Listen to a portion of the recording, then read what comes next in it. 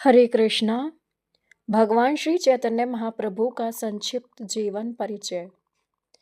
आज हम चैतन्य महाप्रभु के बारे में जानेंगे। श्री श्री गौर सुंदर चैतन्य महाप्रभु मायापुर के नदिया नगर में फाल्गुनी पूर्णिमा 1407 शकाब्द के दिन संध्या समय प्रकट हुए।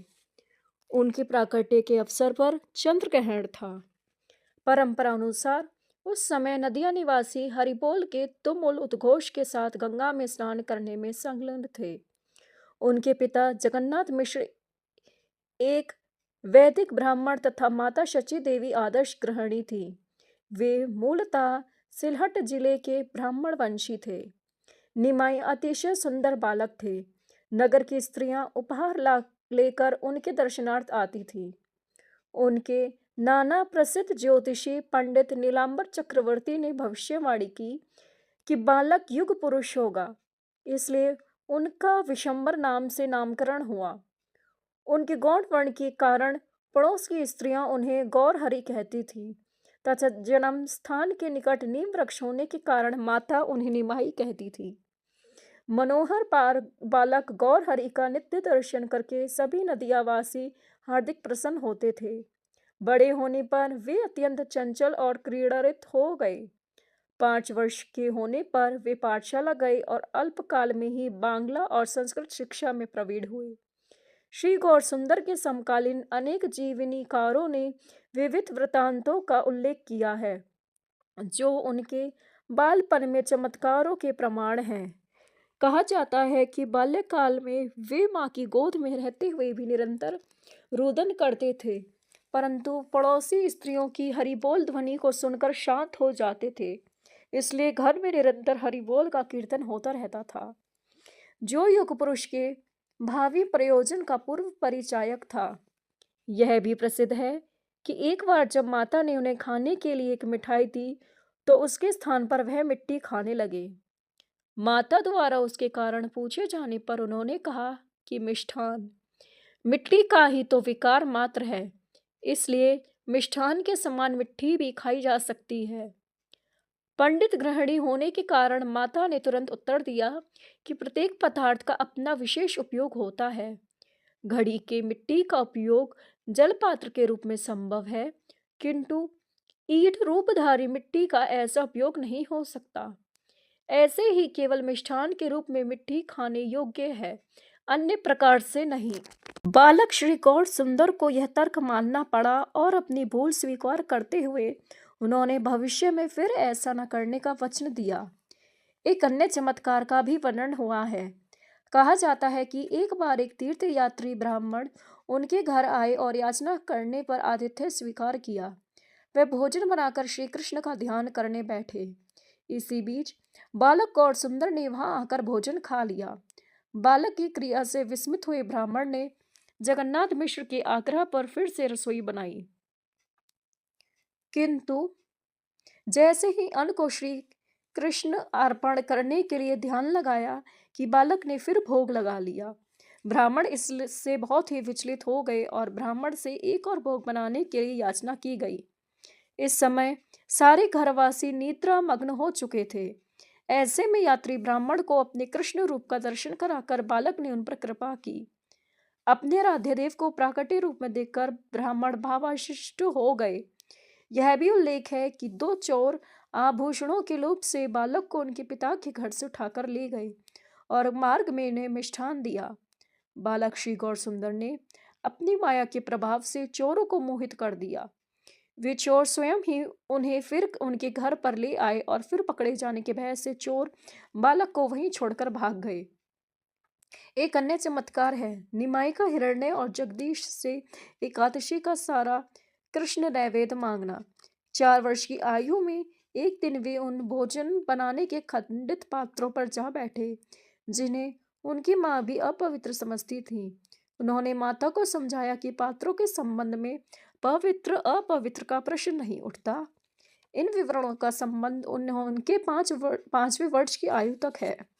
8वें वर्ष में श्री गौरांग महाप्रभु ने गंगादास पंडित की पाठशाला में प्रवेश किया। केवल 2 वर्ष में ही वे संस्कृत व्याकरण एवं काव्यालंकार में विद्वान हो गए।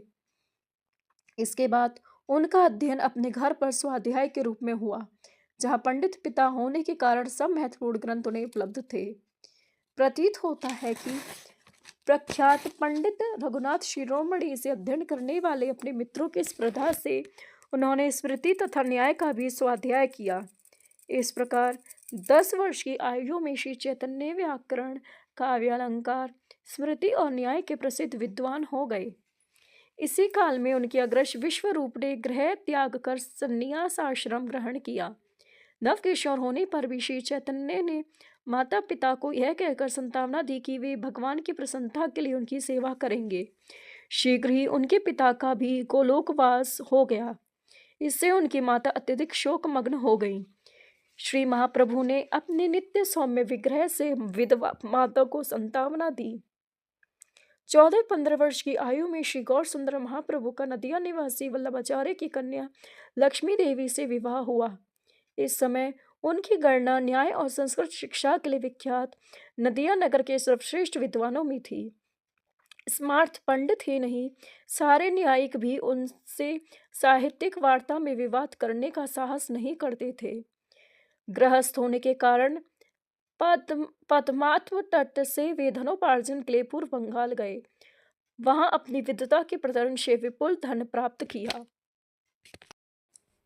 इसी काल में समय समय पर वे वैष्णव धर्म का भी उपदेश करने लगे।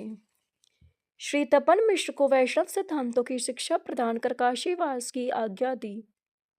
उनके पूर्व बंगाल के प्रवास काल में ही पत्नी लक्ष्मी देवी का सर्प काटने से परलोकवास हो गया। गृह लौटने पर उन्होंने माता को शोकमग्न पाया। मानव जीवन की क्षण भंगुरता का उपदेश देकर उन्होंने माता को संतावना दी। माता के अनुरोध से राज पंडित की सनातन मिश्र की कन्या श्री विष्णु प्रिया देवी का पाणी ग्रहण किया। यात्रा से लौटने पर उनके साथी फिर से साथ हो गए। अब वे इतने प्रसिद्ध हो चुके थे कि नदिया के सर्वश्रेष्ठ पंडित माने जाने लगे।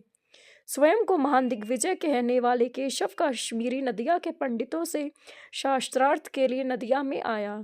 नामधारी दिग्विजय पंडित से भयभीत होकर नदिया के सभी विद्वान एक निमंत्रण का छल करके नगर से चले गए। श्री गौर सुंदर महाप्रभु एवं केशव कश्मीरी का मायापुर बड़ कुंड घाट पर मिलन हुआ। अत्यंत संक्षिप्त वार्ता में ही बालक गौर सुंदर से परास्त होकर केशव कश्मीरी भगवान का अनुयायी बन गया। तभी नदिया ग्राम में नेमाई पंडित अपने समय के सर्वोत्तम पंडित मान्य हो गए। 16-17 वर्ष की आयु में बहुत से विद्यार्थियों सहित उन्होंने गया धाम की यात्रा की।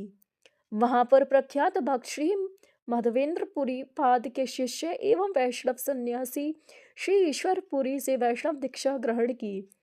नदिया लौट आने पर निमाई पंडित भागवत धर्म प्रचारक बन गए। उनका भक्त रूप इतना प्रबलता पूर्वक प्रकट हुआ कि अद्वैत प्रभु और श्रीवास आदि जिन्होंने उनके प्राकट्य से पूर्व ही वैष्णव धर्म अंगीकार कर लिया था, नवयुवक श्री गौर सुंदर में ऐसे परिवर्तन देखकर विस्मित हो गए।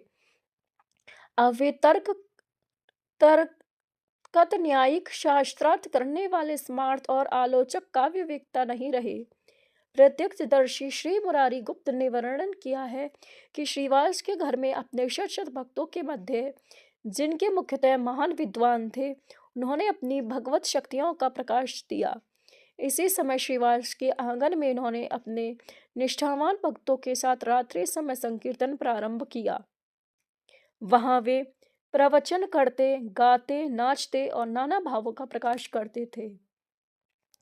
वैष्णव उपदेशक के रूप में संपूर्ण भारत भ्रमण करके श्री नित्यानंद प्रभु इस समय उनसे आ मिले। वास्तव में अनेकानेक निष्ठावान वैष्णव उपदेशक बंगाल के विविध भागों से उनके संग में आए। इस प्रकार नदिया नगर ऐसे अनेक वैष्णवाचार्यों का नित्य निवास बन गया, जिनका उद्देश्य सर्वोच्च वैष्णव धर्म के द्वारा मानवता को भक्त परायण बनाना था। धन्यवाद। हरे कृष्णा।